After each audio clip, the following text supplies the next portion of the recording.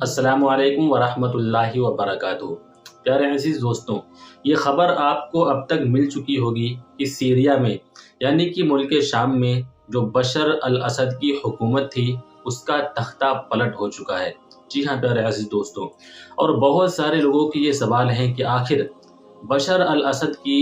इतनी तगड़ी हुकूमत का तख्ता पलट करने वाला कौन नौजवान है, कौन सिपह सालार है, कौन बहादुर है और इनका मंसूबा क्या है, इनका इरादा क्या है। तो प्यारे अज़ीज़ दोस्तों, इनका इरादा इतना बड़ा है कि इनका इरादा दुनिया को हिलाकर रख देगा। जी हाँ प्यारे अज़ीज़ दोस्तों, आज जो वीडियो हम आपको दिखाने वाले हैं, इस वीडियो को अगर आप सिर्फ 5 मिनट या 10 मिनट देख लेंगे तो फिर आपको उन लोगों का पूरा इतिहास पता चल जाएगा, पूरा इरादा पता चल जाएगा कि आखिर कौन हैं वो लोग जिन्होंने सीरिया पर यानी कि मुल्क शाम पर तख्ता पलट किया है बशर अल असद की हुकूमत का, और आखिर ये लोग करना क्या चाहते हैं, इनका इरादा क्या है और इन लोगों का जो ग्रुप है वो कब से बना है और कितने कितने बड़े बड़े काम कर चुका है और आगे अब क्या करने वाला है, ये आपको आसान तरीके से समझ में आ जाएगा। तो अगर आप भी चाहते हैं कि कौन है वो लोग जो सीरिया का तख्ता पलट कर रहे हैं, सीरिया हुकूमत का, और इनका इरादा क्या है, आप भी ये जानना चाहते हैं, तो वीडियो को अभी से ही दिल से एक लाइक कर दीजिए। फेसबुक पर अगर देख रहे हैं तो पेज को फॉलो कर लीजिए, यूट्यूब पर देख रहे हैं तो चैनल को सब्सक्राइब कर लीजिए। हम ऐसे ही सच्चे और अच्छे पैगाम आप तक लाते रहते हैं। तो चलिए देर ना करते हुए वीडियो को स्टार्ट करते हैं और उन लोगों की सच्चाई आपको दिखाते हैं, उन लोगों की हकीकत, उनका इतिहास आपको दिखाते हैं जिन लोगों ने सीरिया में यानी कि मुल्क शाम में बशर अल असद की हुकूमत का तख्ता पलट कर रख दिया है। तो आप वीडियो को गौर से देखिए। दोस्तों, सीरिया के अंदर जो कुछ भी हो रहा है वो अनइमेजिनेबल है। सीरिया का नक्शा पिछले सिर्फ 10 से 12 दिन के अंदर जितनी तेजी के साथ बदला है वो एक ऐसी चीज है कि जिसको नामुमकिन या अगर नामुमकिन से भी कोई बड़ा वर्ड है वो कहा जा सकता है। ज्यादा नहीं, सिर्फ 15 दिन पहले भी अगर आप किसी इंसान को इस चीज के बारे में बताते कि ऐसा होने वाला है तो वो यकीन करना तो दूर बल्कि आपके ऊपर हंसने लगता। मगर ये सब कुछ न सिर्फ हो रहा है बल्कि पूरी दुनिया अपनी आंखों से ये इतिहास बनता हुआ भी देख रही है। लेकिन साथियों, टर्की, अमेरिका, इजराइल और सऊदी अरब की मदद से ये जो सीरिया के अंदर असद गवर्नमेंट, हिजबुल्लाह, ईरान और रशिया के खिलाफ एक ऑपरेशन शुरू किया गया है, तो जब से ही ये ऑपरेशन शुरू हुआ है तब से इन तमाम चीजों के बीच में जो नाम सबसे ज्यादा चर्चाओं में है वो है HTS का। हर तरफ HTS की चर्चाएं हैं, और हो भी क्यों ना, क्योंकि यही तो वो फौज है कि जो इस पूरे ऑपरेशन को असद गवर्नमेंट के खिलाफ लीड कर रही है। ज्यादातर लोग तो इतने दिन गुजर जाने के बाद भी कंफ्यूज हैं कि आखिर ये HTS है कौन, इसका इतिहास क्या है, इसके अंदर कौन लोग मौजूद हैं, इसके अंदर लड़ने वाले फाइटर्स कौन हैं, इसके कमांडर्स या लीडर्स कौन हैं, और आखिर क्या वजह है कि जब ये खुद भी एक मुस्लिम फौज है तो ऐसे वक्त में असद गवर्नमेंट ईरान, रशिया और हिजबुल्लाह के खिलाफ ऑपरेशन चला रही है कि जिस वक्त इजराइल को सबसे ज्यादा फायदा तो फिलिस्तीन को सबसे बड़ा नुकसान उठाना पड़ रहा है। आखिर इन लोगों के सरों पर अंदरूनी तौर पर हाथ किसका है? और अगर ये लोग पूरे सीरिया के ऊपर कब्जा कर लेते हैं और कब्जा करके हुकूमत भी बना लेते हैं कि जैसा कि अब महसूस भी होने लगा है, तो आखिर फिर फिलिस्तीन के साथ क्या होगा? तो चलिए अब इन सारे सवालों के जवाब भी जानने की कोशिश करते हैं। RH नेटवर्क के नॉलेजेबल फ्रेंड, सबसे पहले तो आप लोग ये बात जान लीजिए कि इस वक्त ये जो पूरी कैंपेन चल रही है इसके अंदर 2 पार्टीज नजर आ रही हैं। एक तो SNA है, मतलब कि वही सीरियन नेशनल आर्मी कि जिसको ऑफिशियली बिल्कुल डायरेक्टली टर्की सपोर्ट करता है और जिसने पिछले कई सालों से टर्की की मदद से ही सीरिया में टर्की की बॉर्डर की साइड पर बफर जोन बना रखे हैं। जबकि जो दूसरी पार्टी है और जो मेनली इस पूरी कैंपेन को, इस पूरे ऑपरेशन को लीड भी कर रही है वो है HTS, जिसको आमतौर पर हयात तहरीर अश-शाम के नाम से भी पुकारा जाता है। ये दरअसल एक पॉलिटिकल और मिलिटेंट ग्रुप है कि जो पिछले कई सालों से टर्की वाली साइड में सीरिया के एक छोटे से इलाके में एक्टिव रहा है। वैसे तो आपको बहुत सारे लोग ये भी बताते होंगे कि इस ग्रुप की शुरुआत 2016, 17 और 18 के दौर में हुई है, लेकिन ये सच्चाई नहीं है क्योंकि इस ग्रुप की शुरुआत किसी न किसी शक्ल में 2011 में ही हो चुकी थी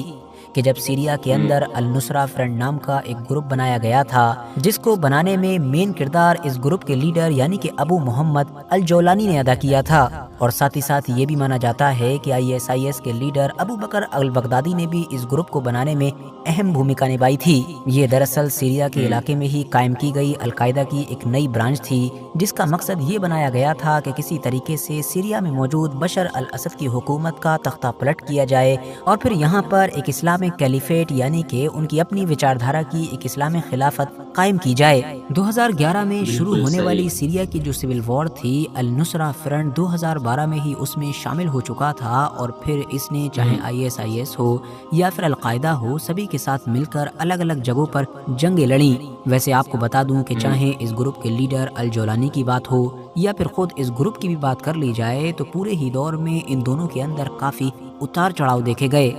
پہلے تو ISIS سے دوری ہوئی، بعد میں القاعدہ سے بھی ان لوگوں نے اپنے آپ کو پوری طریقے سے الگ کر لیا، اور پھر بعد میں 2017 کے دور میں کہ جب سیرین سول وار کا نقشہ لگ بھگ پوری طریقے سے بدل چکا تھا، تب اس گروپ کے لیڈر مطلب کہ الجولانی نے اپنے آپ کو القاعدہ سے پوری طریقے سے الگ کر کے اپنا کنیکشن توڑ کر بہت سارے چھوٹے بڑے گروپ کو ملا کر ایک نئے گروپ کی بنیاد رکھی، جس کا نام رکھا گیا HTS مطلب کہ حیات تحریر الشام۔ ویسے آپ کو بتا دوں کہ 2017 میں اس گروپ کے لیڈر نے اور اس گروپ نے صرف اپنی پہچان یا نام ہی نہیں بدلا بلکہ آئیڈیولوجی بھی بدلی، کیونکہ پہلے جہاں ایک طرف القاعدہ اور ISIS کی طرح اسلامک کیلیفیٹ کو قائم کرنا ان کا مقصد ہوا کرتا تھا، تو بعد میں اب اس نئے گروپ کے ساتھ ان کی آئیڈیولوجی تھی سیرین نیشنلزم، مطلب کہ صرف اور صرف بشر الاسد کی حکومت کو کسی طریقے سے اکھاڑ پھینکنا اور وہاں پر ایک نئی حکومت کا گٹھن کرنا۔ اسی لیے بہت سارے ایکسپرٹس یہ بھی مانتے ہیں کہ اس گروپ نے یہ کام اس لیے کیا تھا کیونکہ 2017 آتے آتے اس گروپ کو یہ محسوس ہو چکا تھا کہ وہ سیریا میں کافی الگ تھلگ اور کمزور پڑ چکا ہے، تو اسی لیے اس نے اپنا یہ نام، اپنی یہ پہچان بدل لی تاکہ باہر کی طاقتوں سے زیادہ مدد مل سکے اور وہ انٹرنیشنل کمیونٹی میں کچھ مقبولیت حاصل کر سکے۔ جبکہ کچھ ایکسپرٹس یہ بھی مانتے ہیں کہ شاید یہ آئیڈیا اس گروپ کے دماغ میں خود سے نہ آیا ہو، بلکہ دنیا کی جو کچھ بڑی طاقتیں ہیں کہ جو اس گروپ کا استعمال کرنا چاہتی تھیں، اس کو سپورٹ کرنا چاہتی تھیں، مگر کیونکہ اس کے اوپر تو پہلے سے ہی بہت بڑے داغ لگے ہوئے تھے، یہ تو آتنکوادی گروپ تھا، تو اسی لیے انہوں نے ہی جان بوجھ کر اس کا نام بدلوایا ہوگا، اس کی ری برانڈنگ کی، تاکہ ان کو سپورٹ کرنے میں کوئی پرابلم نہ ہو سکے۔ 2017 کے بعد سے ہی اس گروپ نے سیریا کے ایک خاص علاقے میں اپنے پیر جمانے شروع کر دیے تھے، اور وہ علاقہ تھا ٹرکی والی سائیڈ میں جو ادلب شہر ہے اس کے آس پاس کا۔ وہاں پر انہوں نے اپنی پراپر ایک گورنمنٹ بھی قائم کی جو ابھی تک چلتی آ رہی ہے۔ وہاں کی اکانومی، وہاں کے سارے معاملات، وہاں کی زمین سے نکلنے والا تیل، سب کچھ یہی لوگ کنٹرول کرتے آئے ہیں۔ وقت گزرتا گیا اور پھر جیسا کہ ہم جانتے ہیں کہ سال 2020 میں ٹرکی اور رشیا کی کوششوں سے سیریا کے اندر سیز فائر ہوا۔ وہ سارے گروپ، وہ ساری طاقتیں کہ جو اس وار میں لڑ رہی تھیں، ان کو وہیں پر روک دیا گیا کہ جہاں پر وہ اس وقت ہوا کرتی تھی۔ سیز فائر کے وقت ان آفیشیلی ایسا محسوس ہو رہا تھا کہ اسد گورنمنٹ کی جیت ہو چکی ہے، کیونکہ کسی دور میں لگ بھگ ختم مانی جانے والی یہ گورنمنٹ اب رشیا اور ایران کی مدد سے 60 سے 61% کے قریب پوری کنٹری کا ایریا کور کر رہی تھی، جو 2024 تک قائم رہا۔ مگر پھر سال 2024 اور نومبر کے مہینے میں بالکل آخر میں کہ جب اسرائیل اور حزب اللہ کے بیچ سیز فائر ہوا ہی تھا، اچانک سے اسی HTS نام کے گروپ نے اپنی کیمپین شروع کر دی اور اس سیز فائر کو پوری طریقے سے توڑ ڈالا۔ محسوس تو یہ ہوا کہ شاید کسی بڑی طاقت کے اشارے پر انہوں نے یہ حملہ شروع کیا ہے، تھوڑی بہت جھڑپ ہوگی اور پھر کچھ دنوں کے بعد ختم ہو جائے گی۔ اور ویسے بھی یہ ایک سرپرائز اٹیک تھا، تو ظاہر ہے سرپرائز اٹیک میں کم وقت کے اندر ایک بڑے ایریے کو کنٹرول میں لے لینا کوئی بڑی بات نہیں ہوتی ہے۔ مگر یہ جو کچھ بھی سوچا جا رہا تھا سب کچھ غلط ثابت ہوا، کیونکہ جیسے جیسے ایک دن گزرتا گیا، بلکہ میں کہہ سکتا ہوں کہ جیسے جیسے گھنٹے گزرتے جا رہے تھے، اس گروپ کی اسپیڈ کم ہونے کی بجائے بڑھتی چلی گئی، اور جس تیزی اور آسانی کے ساتھ انہوں نے سیریا کے ایک بڑے حصے کو قبضانا شروع کیا، اسے دیکھ کر بالکل ایسا محسوس ہو رہا تھا کہ مانو اصلی جنگ نہیں بلکہ یہ کوئی ویڈیو گیم چل رہا ہو۔ اور اب کہ جس وقت یہ ویڈیو ریکارڈ کیا جا رہا ہے، دمشق کو چھوڑ کر لگ بھگ سیریا کے زیادہ تر مین علاقے اس چھوٹے سے گروپ کے انڈر میں آ چکے ہیں، اور مانا جا رہا ہے کہ شاید چند گھنٹوں کے اندر یا اگلے کچھ دنوں کے اندر اسد گورنمنٹ پوری طریقے سے کولیپس کر جائے گی۔ اب اگر کچھ خاص فیکٹس پر نظر ڈالیں تو سچائی تو یہی ہے دوستو کہ یہ ایک ایسا گروپ ہے کہ جو لمبے وقت سے صرف ٹرکی یا پھر انڈائریکٹلی امریکہ کی مدد پر ہی